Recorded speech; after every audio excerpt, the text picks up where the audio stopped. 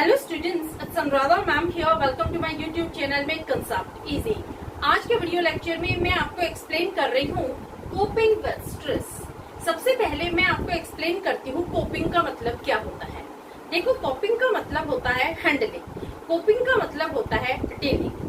जब भी हमारे सामने लाइफ में कोई स्ट्रेसफुल इवेंट आ जाता है, कोई भी एडवर्स सिचुएशन आ जाती है और उस सिचुएशन को हम इफेक्टिवली हैंडल कर लेते हैं, उसको हम एफिशिएंटली डील कर लेते हैं, उसके लिए हम प्रॉपर फाइट रिस्पॉन्सेस तैयार करके ओवरकम कर जाते हैं, तो ये माना जाता है कि पर्सन के अंदर बहुत अच्छी कोपिंग एबिलिटीज है। और अगर हम उस एडवर्स सिचुएशन के लिए फ्लाइट रिस्पॉन्स तैयार करते हैं, उसके सामने हम सरेंडर कर देते हैं, गिव अप कर देते हैं, तो ये कंसिडर किया जाता है कि पर्सन के अंदर कोपिंग एबिलिटीज नहीं है। तो कोपिंग स्ट्रेटजीज में इंडिविजुअल डिफरेंसेस होते हैं। कुछ लोग ट्रॉमेटिक इवेंट, सडन इवेंट को भी बहुत कामली डील कर जाते हैं, बहुत पेशेंस के साथ डील करते हैं। कुछ लोग जो डेली हेसल्स होते हैं उनमें भी बहुत ज्यादा इम्पेशेंट हो जाते हैं, रोना धोना शुरू कर देते हैं कि हमारे साथ ये क्या हो गया। छोटी से छोटी प्रॉब्लम को भी वो टैकल नहीं कर पाते। तो ये पर्सन टू पर्सन वेरी करता है कि पर्सन की कैसी कोपिंग एबिलिटीज है। देखो, जब भी हम किसी स्ट्रेसफुल सिचुएशन को कोप करते हैं तो वो या तो हम अपने पास्ट एक्सपीरियंसेस के बेस पर कोप करते हैं या फिर हम अपने बिलीफ पर। देखो, सपोज आप ट्रैफिक जैम में फंस जाते हैं। आप लोगों का बिलीफ क्या है कि ट्रैफिक शुड मूव फास्टर। तो यहाँ पर जब आप जैम में फंस गए तो आपको गुस्सा आएगा, क्योंकि यहाँ पर जो आपने अपने बिलीफ डेवलप कर रखे हैं कि रोड पर कभी भी ट्रैफिक जैम नहीं होना चाहिए, ट्रैफिक कंटिन्यूटी में मूव होना चाहिए। और जब आप ट्रैफिक जैम में फंस जाते हैं तो ऑटोमेटिकली आप फ्रस्ट्रेटेड फील करेंगे, आपको एंगर अराइज होगा। दूसरे हैं पास्ट एक्सपीरियंसेस। जब आप रोड पर जाते हैं तो देखते हैं कि यूजुअली यहाँ पर ट्रैफिक जैम नहीं होता। तो यहाँ पर आपके पास्ट एक्सपीरियंसेस क्या है कि ये रोड तो बिल्कुल क्लियर होता है।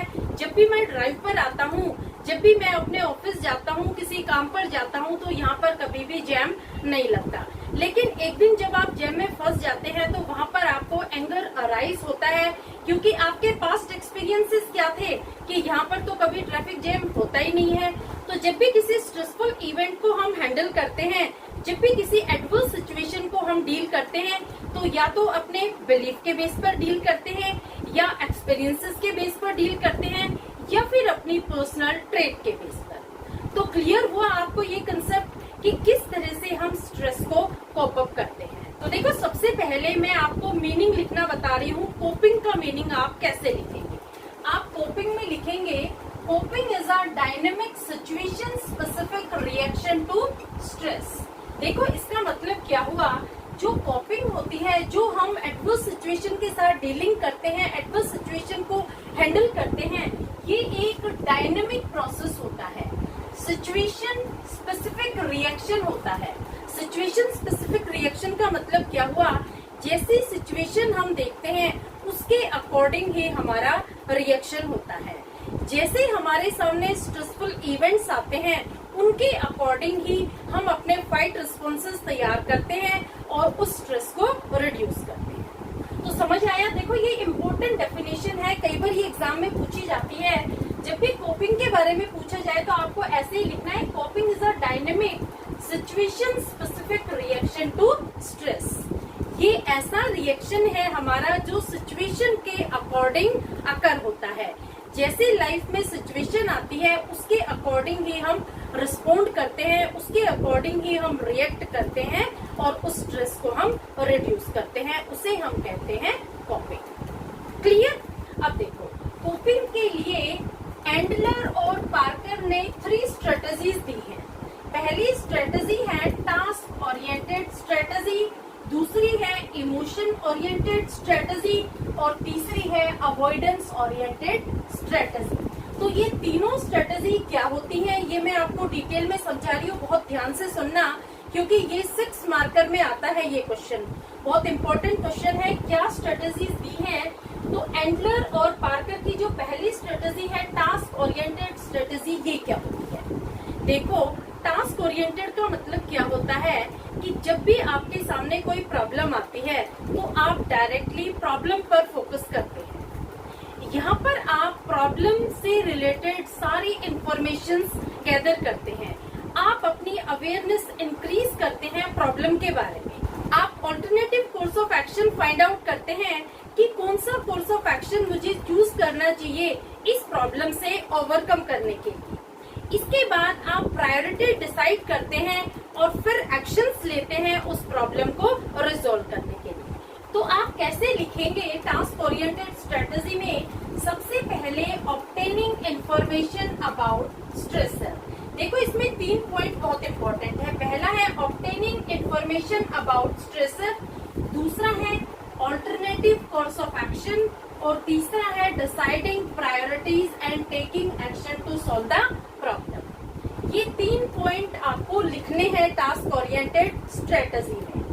इनका मतलब मैं आपको ऑलरेडी एक्सप्लेन कर चुकी हूँ। पहला है कि हम इंफॉर्मेशन ऑब्टेन करते हैं उस स्ट्रेसर के बारे में, जो भी हमारी लाइफ में प्रॉब्लम आई है उसके बारे में हम सारी इंफॉर्मेशन गैदर करते हैं कि ये प्रॉब्लम क्यों अराइज हुई है, इसका क्या सोर्स है, ये प्रॉब्लम अराइज हुई है तो क्यों अराइज हुई है, और इस प्रॉब्लम को ओवरकम करने के लिए हमारे पास कौन कौन से ऑल्टरनेटिव वे हैं, कौन से ऑल्टरनेटिव वेज हैं, कौन से कोर्स ऑफ एक्शन है जिससे ये प्रॉब्लम इजीली रिमूव हो जाएगी। और उसके बाद आप डिसाइड करते हैं प्रायोरिटीज को कि किस तरह की प्रायोरिटीज मैं इसे दूं ताकि ये प्रॉब्लम रिजोल्व हो जाए। फिर आप एक्शन लेते हैं और उस प्रॉब्लम को सोल्व करते हैं। देखो इसको एक एग्जांपल से और अच्छे से क्लियर करती हूँ। Suppose if one gets low marks in a subject, he decides to work hard and take tuitions। देखो एक स्टूडेंट है जिसके साइकोलॉजी में कम मार्क्स आते हैं, तो यहाँ पर प्रॉब्लम क्या है कि बच्चे ने कम मार्क्स स्कोर किए हैं, तो वो उस प्रॉब्लम से रिलेटेड सारी इंफॉर्मेशन गैदर करेगा। जैसे उसके कम मार्क्स क्यों आए, तो देखो जब उसने पढ़ाई नहीं की तभी उसके कम मार्क्स आए, उसने टाइम अपने दोस्तों के साथ वेस्ट किया। तो यहाँ पर जो प्रॉब्लमेटिक इश्यू है वो ये है कि उसने कंसंट्रेट करके पढ़ाई नहीं की, तो उसको प्रॉब्लम समझ में आ गई। दूसरा है वो क्या कर रहा है, ऑल्टरनेटिव कोर्स ऑफ एक्शन। अब वो ज्यादा मार्क्स अचीव करने के लिए ऑल्टरनेटिव वेज ढूंढ रहा है। वो सोच रहा है मैं कैसे इस सब्जेक्ट में ज्यादा मार्क्स स्कोर करूं, मैं सेल्फ स्टडी करूं, मैं ट्यूशंस लूं, मैं कोई कोचिंग सेंटर ज्वाइन करूं। तो ये क्या है, alternative course of action to resolve the problem. और जो थर्ड स्टेप आती है deciding priorities and taking action, तो यहाँ पर उसकी प्रायोरिटी क्या है, he decides to work hard, क्योंकि उसे पता है कि यहाँ पर केयरलेस स्टडीज से वो मार्क्स अच्छे अचीव नहीं कर पाएगा। अगर वो रेकलेसली यहाँ पढ़ाई करेगा तो उसकी अच्छी स्कोरिंग नहीं होगी, उसको हार्ड वर्क करना पड़ेगा। तो यहाँ पर हार्ड वर्क क्या है, प्रायोरिटी। तो समझ आया एग्जाम्पल से आपको ये कंसेप्ट। यहाँ पर सबसे पहले आपको प्रॉब्लम देखनी है कि प्रॉब्लम क्या है, और प्रॉब्लम से रिलेटेड सारी इंफॉर्मेशन आपको गैदर करनी है। उसके बाद आपको ऑल्टरनेटिव कोर्स ऑफ एक्शन देखना है कि इस प्रॉब्लम को रिजोल्व करने के लिए मेरे पास कौन सा बेस्ट ऑल्टरनेट ऑप्शन है। उसके बाद आपको प्रायोरिटी डिसाइड करनी है कि किस तरीके से मैं इस प्रॉब्लम को रिजोल्व कर सकता हूँ, मेरी बेस्ट प्रायोरिटी क्या है। क्लियर? तो यहाँ स्टूडेंट साइकोलॉजी में हाई ग्रेड्स अचीव करने के लिए क्या प्रायोरिटी डिसाइड करता है, हार्ड वर्क की वो प्रायोरिटी डिसाइड करता है। और दूसरा उसके पास जो अल्टरनेट कोर्स ऑफ एक्शन है वो है ट्यूशंस। वो ट्यूशन लगाता है, उसे पता है कि सेल्फ स्टडी से मेरे अच्छे मार्क्स स्कोर नहीं हो पाएंगे।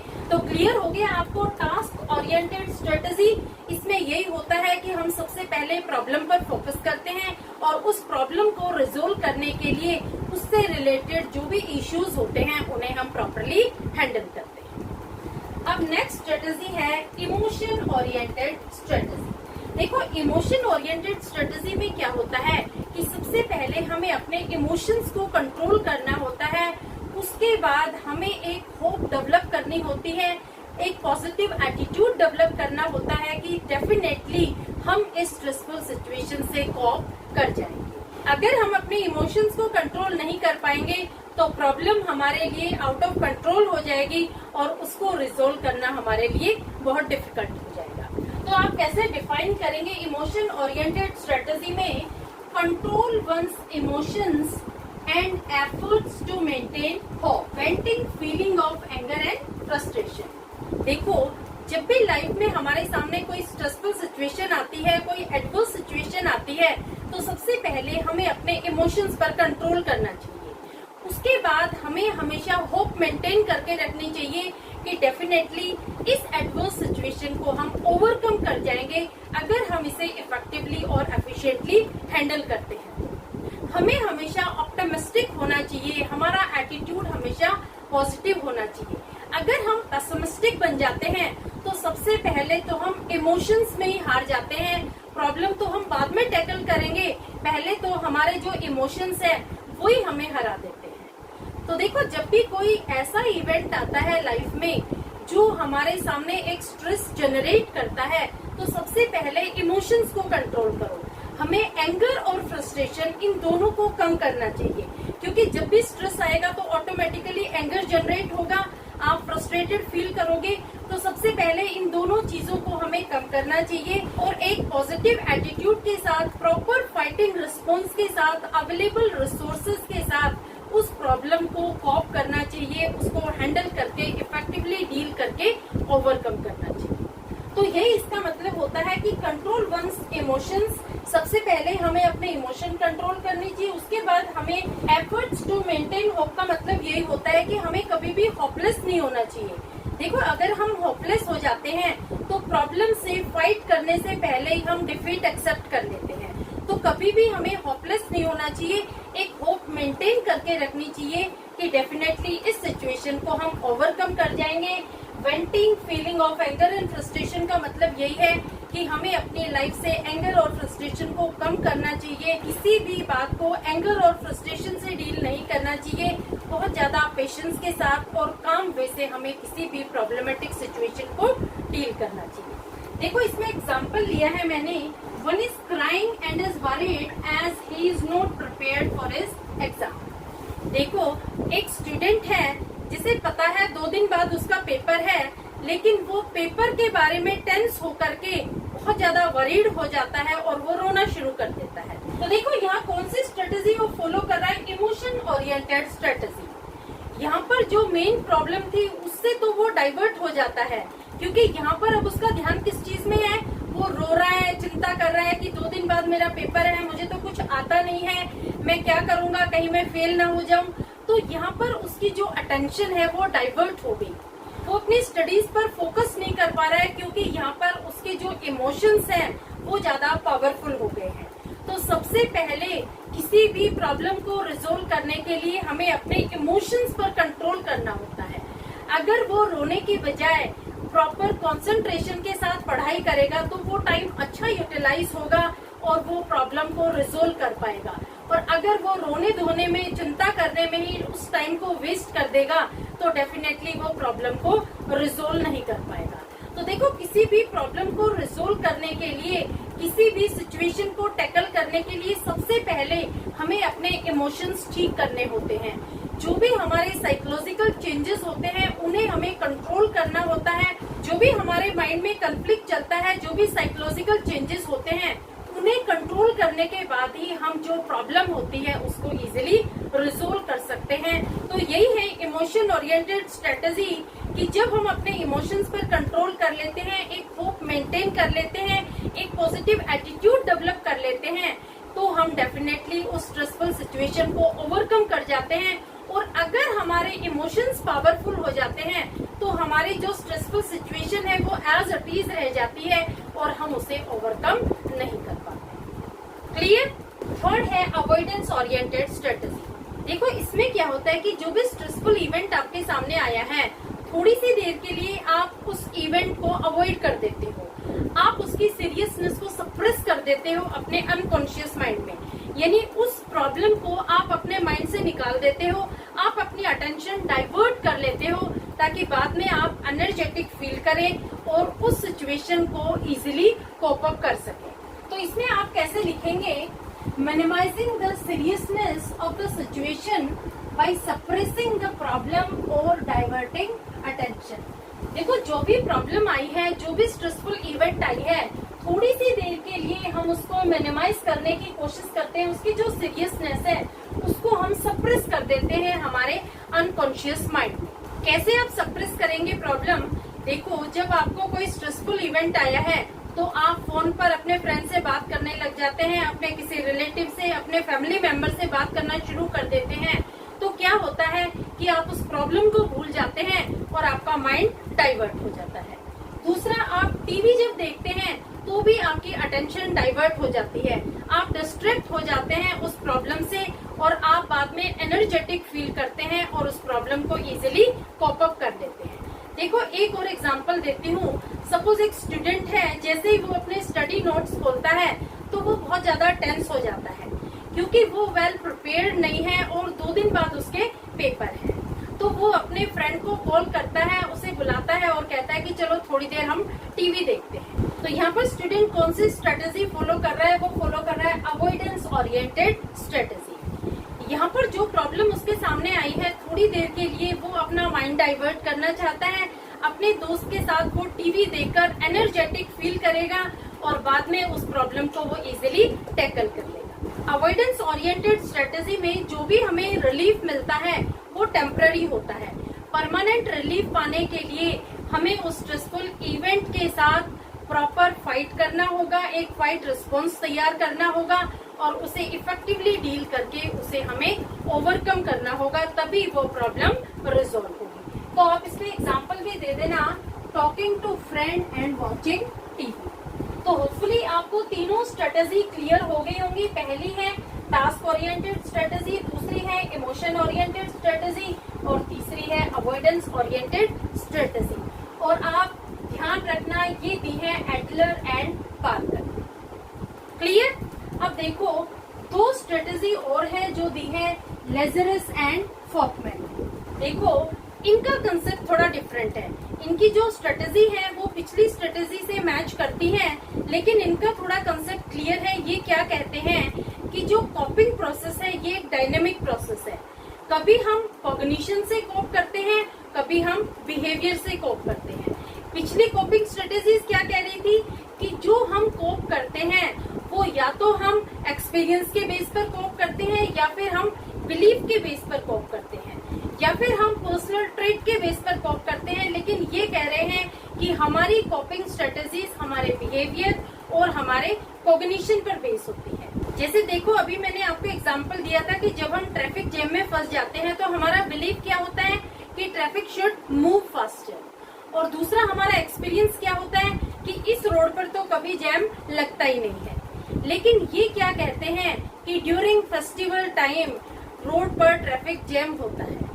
तो यहाँ पर जो कोपिंग स्ट्रेटेजीज वो फॉलो कर रहे हैं तो वो एज पर सिचुएशन फॉलो कर रहे हैं, वो अपने कॉग्निशन को अप्लाई कर रहे हैं, वो अपने बिहेवियर को अप्लाई कर रहे हैं सिचुएशन से हैंडल करने के।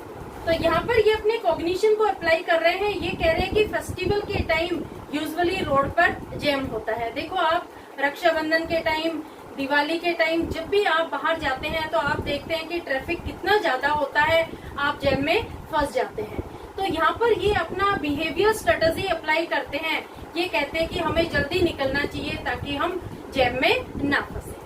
तो इस तरह के अलग अलग कंसेप्ट हैं इनके, इनका वे ऑफ परसेप्शन अलग है कि किस तरह से हम प्रॉब्लम को कॉप करें। तो ये कहते हैं कि हम प्रॉब्लम को तभी इफेक्टिवली कॉप कर सकते हैं अगर हम अपना कॉग्निशन और बिहेवियरल स्ट्रेटेजी को इफेक्टिवली अप्लाई करें, तो हम किसी भी एडवर्स सिचुएशन को इफेक्टिवली डील कर सकते हैं। तो सबसे पहले इन्होंने स्ट्रेटेजी दी है प्रॉब्लम फोकस्ड स्ट्रेटेजी और दूसरी है इमोशन फोकस्ड स्ट्रेटेजी। देखो, प्रॉब्लम फोकस से आपको नाम बिल्कुल क्लियर हो रहा है कि ये डायरेक्टली प्रॉब्लम पर फोकस करते हैं, यानी जो प्रॉब्लम है सबसे पहले उसी पर डायरेक्टली वो अटैक करते हैं और उसे रिजोल्व करने के लिए जो भी उनके पास सोर्सेज होते हैं, जो भी उनका फाइट रिस्पॉन्स होता है वो तैयार करते हैं और उस सिचुएशन से वो ओवरकम कर जाते हैं। तो आप कैसे डिफाइन करेंगे? It makes direct attempt to solve problem with behavioural and cognitive efforts and reduce threat value of the event. देखो, प्रॉब्लम फोकस स्ट्रेटेजी में क्या होता है कि पर्सन डायरेक्टली अटेम्प्ट करता है प्रॉब्लम को सोल्व करने की, और उस प्रॉब्लम को सोल्व करने के लिए वो अपने बिहेवियरल और कॉग्निटिव एफर्ट्स करता है ताकि जो थ्रेट उसे मिल रही है उस इवेंट से उसे वो मिनिमाइज कर सके, उसे वो रिजोल्व कर सके। जैसे अभी अपना प्रीवियस एग्जांपल लेते हैं कि जब बच्चे के साइकोलॉजी में कम मार्क्स आते हैं तो वो अपने बिहेवियर को और कॉग्निशन को चेंज करता है, वो हार्डवर्क करता है, वो ट्यूशंस लेता है ताकि वो हाई ग्रेड्स अचीव कर सके। तो ये बिल्कुल वैसी ही है प्रॉब्लम फोकस स्ट्रेटेजी जैसे टास्क ओरिएंटेड स्ट्रेटेजी है। इसमें डिफरेंस सिर्फ इतना है कि यहाँ पर पर्सन अपने बिहेवियर को और कॉग्निशन को दोनों को चेंज कर देता है। इनके एफर्ट से ही वो प्रॉब्लम को रिजोल्व करने की कोशिश करता है और फाइनली वो प्रॉब्लम को रिजोल्व करते हैं। तो इसमें आप एग्जांपल दे देना, I made action of plan and followed it. कैसे एक्शन प्लान बनाया स्टूडेंट ने? वो ट्यूशन ले रहा है, हार्डवर्क कर रहा है और कंसिस्टेंटली उसे वो फॉलो कर रहा है ताकि वो हाई ग्रेड्स अचीव कर सके। अब इनकी नेक्स्ट आती है इमोशन फोकस्ड स्ट्रेटेजी। देखो, इमोशन फोकस्ड स्ट्रेटेजी में भी यही होता है कि जो हमारे इमोशन की वजह से डिसरप्शन होता है उसे सबसे पहले मिनिमाइज करना चाहिए। यानी इमोशन की वजह से जो प्रॉब्लम अराइज होती है उसको पहले टैकल करो और बाद में प्रॉब्लम पर फोकस करो, तभी आप प्रॉब्लम को रिजोल्व कर पाएंगे। जैसे मैंने प्रीवियस एग्जांपल दिया था कि जब आपको पता लगता है कि आपके एग्जाम है तो आप रो रहे हैं, चिंता कर रहे हैं, तो सबसे पहले तो आप अपने इमोशन पर कंट्रोल करो, आप अपने आप को रिलैक्स फील करो, एक पॉजिटिव एटीट्यूड डेवलप करो, आप मेडिटेशन करो, योगा करो, ताकि आपका जो माइंड है वो बिल्कुल सेट हो जाए पढ़ाई करने के लिए। उसके बाद आप एक पॉजिटिव एटीट्यूड के साथ वेल प्रिपेयर्ड होकर के एग्जाम दो तो डेफिनेटली आपको अच्छे ग्रेड्स अचीव हो। क्लियर? तो इसमें कैसे डिफाइन करेंगे? It focuses on our emotional reactions, it aims to limit the degree of disruption caused by the event. देखो, सबसे पहले यहाँ हमें लिमिट करना होता है डिग्री ऑफ डिसरप्शन जो इमोशन की वजह से कॉज हो रहा है। For example, I did something to let it out of my system. जैसे मैंने आपको प्रीवियस एग्जाम्पल दिया था कि जब स्टूडेंट के एग्जाम आने वाले हैं तो एग्जाम की टेंशन लेकर के वो चिंता करता है और रोना शुरू कर देता है, तो सबसे पहले तो उसे उस टेंशन को, उस रोने धोने को खत्म करना होगा। उसके बाद उसको प्रॉपर कंसंट्रेशन के साथ अपनी पढ़ाई करनी होगी, तभी वो अपनी प्रॉब्लम को रिजोल्व कर पाएगा। तो इमोशन फोकस स्ट्रेटेजी में यही होता है कि सबसे पहले हमारे जो साइकोलॉजिकल चेंजेस चलते हैं, जो हमारे माइंड में कन्फ्लिक्ट चलता है, उस पर हमें कंट्रोल करना है और उसके बाद हम प्रॉब्लम पर फोकस करेंगे तो श्योरली हम उस प्रॉब्लम से कोप कर पाएंगे और उस प्रॉब्लम को रिजोल्व कर पाएंगे। क्लियर? तो होपफुली ये दोनों भी क्लियर हो गई होंगी आपको, लेजरस और फॉकमैन की स्ट्रेटेजी। आप इसका स्क्रीनशॉट ले लो।